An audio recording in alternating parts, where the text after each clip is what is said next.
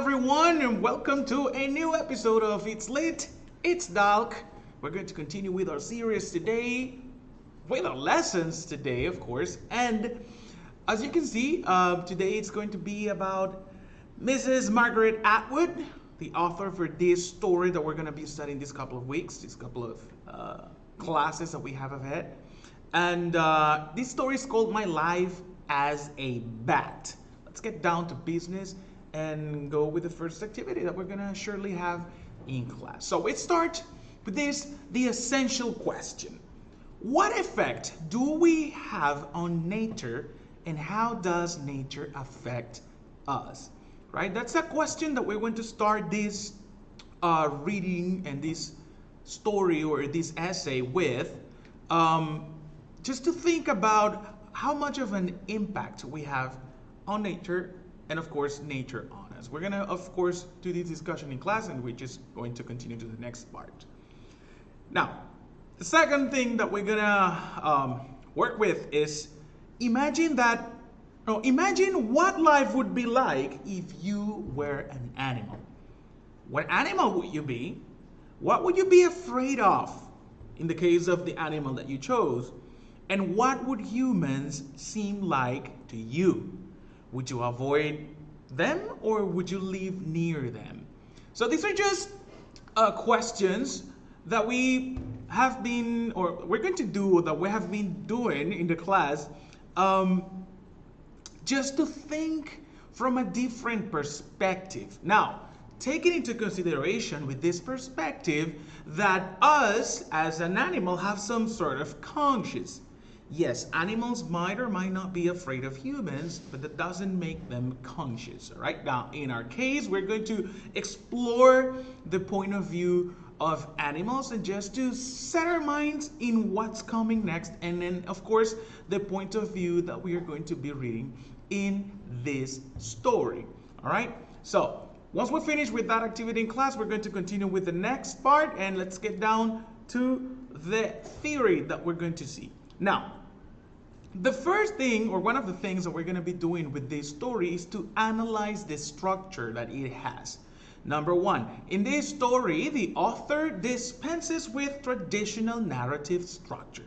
Instead, she arranges events, conflicts, and reflections using an informative essay format, right, with numbered heads. We're going to see that this story has 5 different stages, or 5 different sections, right? They are numbered, of course, and the author, as we have just seen here, is going to be moving from different points of view. I mean, it's not points of view from the first person, second person, or third person point of view. No, it's from the point of view of the character that's still in the story, or where she wants, the writer wants the scope of the character so the reader can see it through. That's what I mean with different points of view.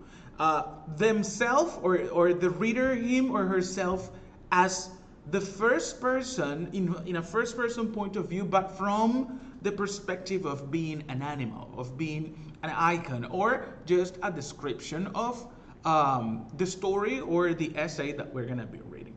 Now, us, the readers, must piece together the narrative to determine the order and significance of events. All right, that's why they are numbered. There are 5 different sections. When reading any story that uses an unusual narrative structure, consider the effect of the author's choices. How does the structure maintain the reader interest and develop theme? Now, we are not just going to read this text from the analytical point of view. We are the experts. We're going to see this and that and the different things that we're going to be analyzing in this class. No. We also want to think about what is that effect? What is that effect that the author was looking for me as a reader? We're going to think about the structure. That's why we are using this specific essay that has 5 different sections, because we want to see what effect the different sections have, and how would if we changed the order of those sections, would that make a difference in how we understand and comprehend the text? That's one of the questions that we're going to be studying, working, and trying to answer as we continue with these lessons. Now, another question is, how does it help you make correct and confirm predictions? Because we are also going to talk about, and we're going to try and do some prediction with this reading. After the first section, what do you predict is gonna come in the next one? When you have read first and second section, what do you think is gonna come next? And then at the end, we can confirm or not the predictions that we were working with ahead of time. Now, most of the stories follow a structure that includes elements like exposition, raising action, climax, falling action, and a resolution. That is the normal, consistent story of narration. The normal, consistent structure of narration. Now, in the exposition, that's where the author introduces the characters, the settings, and the conflict. Of course, when we talk about rising action, that's when we build suspense. That's where the author builds suspense by introducing complications to the plot. The climax of a story is the most exciting part, one of the most important parts that you don't want to miss, that you want to catch with full attention. All right? It makes the conflict's outcome clear. All right? Now, after the climax comes the falling action, which actually eases the tension and shows the characters or the main character's response as they have finally solved that conflict or problem that was presented in the rising action and during the climax. Finally, the resolution, it's nothing but revealing how the events ended up, how the events turned out, also called the denouement. All right? So those are basically the main five elements in the structure of a story, a text, or a narrative text. And we are going to see what's going on with My Life as a Baddie. If it actually follows this specific structure, if it misses any of those five elements, how the arrangement of the sections and the elements affects the way we perceive, we comprehend, and understand the whole story. That's pretty much what we're going to be working with. Knowing or keeping that in mind, we're going to go to the next section, which is analyzing the language in this particular text. An author's language can create vivid images, convey specific meanings, and set the mood or the tone of the story. Figurative language and sensory descriptions are two ways that authors use language. Now, I want to stop a little bit here before I go further into defining those two elements right there. Now, let's stop at some things. Number one, vivid images. What is a vivid image? A vivid image comes with a very detailed and specific description of what is going on in a text. All right? These vivid images are supposed to be created in our head, in our imagination as we read.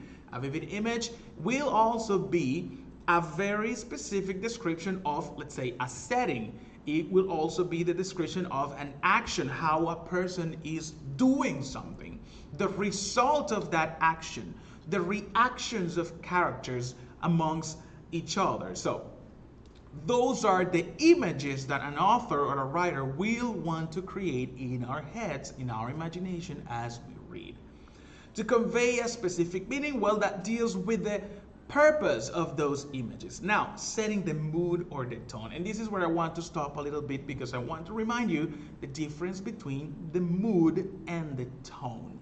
Now, remember that the mood has to do with the reader. It's what the reader perceives. Okay? As we read a story, how do we feel? What are the emotions that I can relate that specific text with? Do I feel excited? Do I feel sad? Do I feel concerned? Am I getting a lot of suspense and I'm feeling like, anxious about it? That is the mood. Remember that the mood is always dealing with the reader. On the other hand, the tone is the attitude of the narrator, the attitude that the writer wants to communicate. How do we perceive the author or the speaker, okay, or the narrator? Now remember, the mood is what I feel, the tone is how I perceive the attitude of the narrator or the author or the writer or the speaker, all right? We have to make clear those 2 points before we continue. Now, if we go back, we continue with figurative language. Figurative language makes imaginative comparisons between dissimilar things.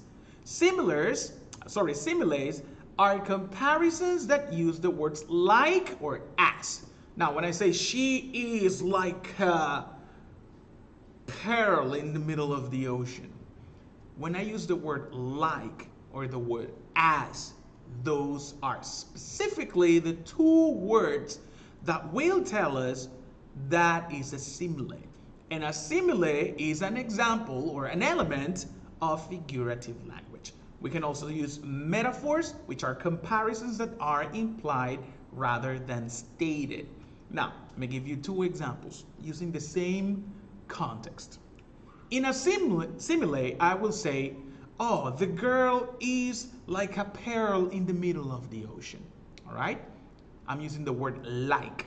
That means it's a comparison, but it's not a metaphor. It's a simile. On a metaphor, I try to give the characteristics of an object to a specific subject, and I'm going to use the same words. The girl is a pearl to my eyes. Now, pearls are precious. Pearls are valuable. So I'm comparing the value of this person, of this girl, with something super, impressive, delicate, pure, etc. as a pearl. If I say she is like a pearl in the ocean, that is a simile because I'm using the word like. But if I say she's a pearl in my eyes, that is a metaphor. That's an example of a metaphor. You gotta see the difference, and if you have questions, we of course will solve them with your commentaries and of course doubts in class. The sensory descriptions, as I was explaining before with vivid images, they rely on the senses to convey vivid images. Now, we have to take into consideration that sensory descriptions do not only appeal or apply to images, something that we can imagine and see. They actually, sensory descriptions, that's what we call them sensory, they will deal with any of the 5 senses. When you have a description of a specific smell, a specific feel, something that feels soft or something that feels rough, all right? Something that smells good or something that smells really bad. So those descriptions in the text, in literature, they are called sensory descriptions because the idea is to put that image, that smell, to remember something that feels good, something that tastes good, or something that you can hear while you read. Okay, the author will show how something looks, tastes, sounds, smells, or feels using very specific and detailed description, which is in the end called sensory description, which will allow you to convey vivid images, smells, feels, etc., etc. All right, guys? Well, to analyze the language that the author, Margaret Atwood, uses in this text called My Life as a Bat, form a mental image of what the language describes. Then you ask yourself questions such as the ones in the following examples. If we are presented with a simile, okay, for example, fly papers dangling like toxic seaweeds, in what way are the items being compared similar? What feeling does the word toxic convey? So these are questions that we may ask about a specific part, a specific line, a specific sentence in a text that will help us consider and finally answer the question of, is this a simile or is this a metaphor? What kind of figurative language are we talking about here? Is this a sensory image, sensory description, or what? When we're presented with a metaphor, for example, his breath, the breath of the monster. Is the man really a monster? What does this comparison suggest about him or his likely actions? What is the narrator's tone or attitude toward him? Now, when somebody says you have the breath of a monster, that doesn't mean that the person is a giant. That means that their breath smells really bad. So again, by using or this specific choice of words, you can also comprehend, understand, or analyze the tone that the writer is using. When you call someone that they have a breath of a monster, that's kind of rude, right? So that is part of the tone that the author wants to use. For sensory descriptions, like in the example, sound of water tickling through limestone, a glistening hush. All of those words, all of those adjectives and adverbs will give you an image, or at least make you remember what a drop of water sounds like the sound that it makes when it touches another surface. So what senses does this description rely on? The first thing you gotta think about is it sound, is it taste, is it any of the five senses? Sorry. How does this description enhance or strengthen the imagery of the story? Now, sensory descriptions not only add vibrance, not only add excitement and images to a story that we're reading, but they also have a purpose. Why do I want to be emphatic on this specific description that I want my readers to notice?